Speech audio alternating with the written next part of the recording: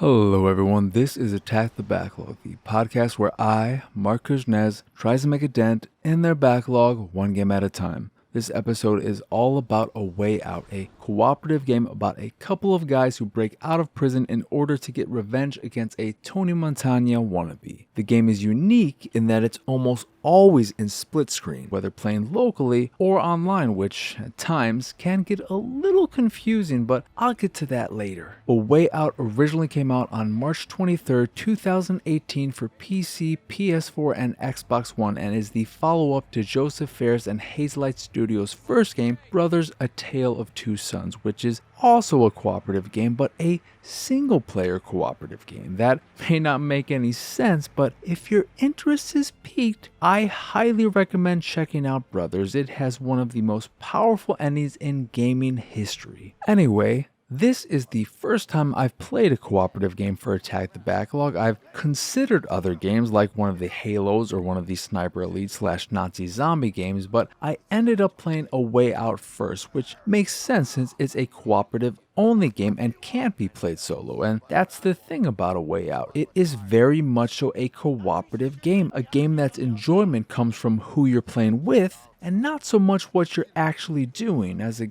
game, A Way Out is okay at best. As a cooperative experience, A Way Out was some of the most fun I've had with a game in years, all because it was an experience I shared with one of my best friends. And that's not to say what you're doing in-game is bad or unenjoyable, but as a game, as a third-person action-adventure game, it doesn't control particularly well, and a lot of what you're doing isn't exciting on its own. In fact, some of the most exciting sequences are only exciting because the cinematography is incredible. I can't stress enough just how good the camera work is in this game. From the way it moves between the two characters during chase scenes, to the way one side of the screen will shrink to emphasize what's happening with one character, and so on. The cinematography turned otherwise average moments into exciting, sometimes ridiculous rides that me and my friends screamed and laughed through as if we were starring in our very own action movie. It's as if someone decided to make a Bad Boys game but couldn't get the license to Bad Boys because,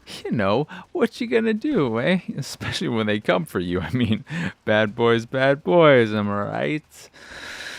And the reason why my mind went to Bad Boys is because some of the situations you find yourself in are so ridiculous and over the top that you can't help but think of your actions as being very Michael Bay-esque. At one point, you're being chased by an endless supply of cops who you have to take out with your unlimited ammo shotgun while your buddy is driving and trying not to run headfirst into oncoming traffic, which is kind of reminiscent of the highway chase in Bad Boys 2. Then there's the time when you're both on dirt bikes trying to escape from the very persistent cartel who have an unlimited supply of grenades to throw your way, or the surprisingly tense and thrilling scene where you and your buddy have to paddle down some racing rapids without damaging your boat too much. Some of these moments, and ones not mentioned, wouldn't have been exciting on their own, but having someone with you is what elevates them. Watching my friend jump over my head on his dirt bike made me audibly gasp. Seeing my friend almost run into a semi-truck while we were getting chased by the cops just about gave me a heart attack, and when one of the handful of twists happened, a scene that followed quickly became very tense. Tense because it was my friend on the other side and not just some AI character. But A Way Out isn't just intense sequence after intense sequence. There is plenty of downtime as well, where you can just relax and compete in a game of Connect 4 or Horseshoes. Or maybe you just want to hit a few balls where one player is the pitcher and one player is the batter. These little moments don't add much to the story being told, but they added to our story, the story me and my friend created while playing A Way Out. I don't think the games of Connect 4 meant anything to the in-game characters, but after I beat my buddy twice in a row and then stood up before he could get his win by default during our third game, that's a memory we created. A memory only we have, and it's those kinds of experiences and moments that make A Way Out truly special. Is the story important, or should I say is the story good? Not particularly, but it does what it needs to do in order to keep you moving forward, putting you in situations where you can make your own such memories. If you took the story on its own, it wouldn't be anything anything special, and it wears its inspirations on its sleeve, from Shawshank Redemption to Scarface, and I'm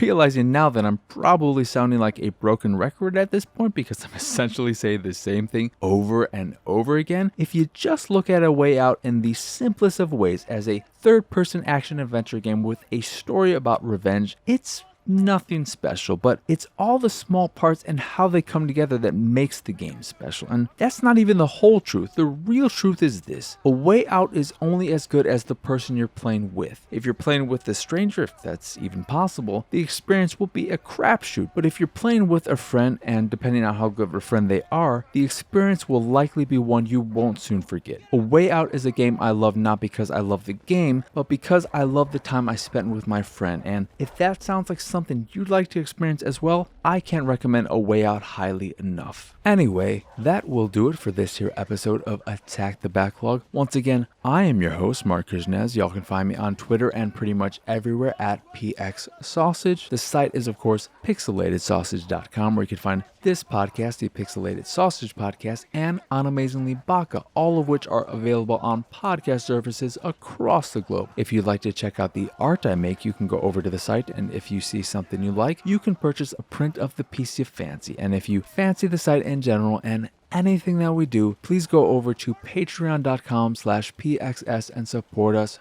that way. As always, thank you for watching or listening. I hope you enjoyed this here episode, and I hope you have a wonderful, wonderful rest of your